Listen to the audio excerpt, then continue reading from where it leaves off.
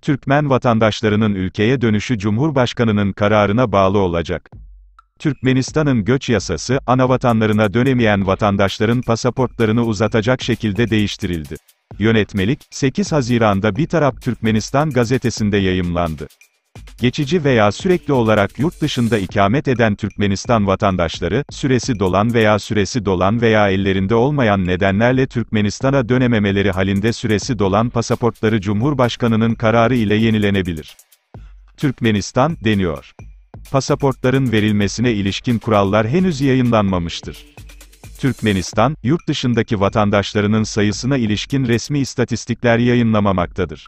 Bu arada, Türkmenistan'ın yurt dışındaki diplomatik misyonları Türkmen pasaportlarını yenilememektedir. Sonuç olarak yıllardır yurt dışında birçok Türkmen belgesiz kaldı. Covid-19 salgını Türkmen vatandaşlarının durumunu daha da kötüleştirdi.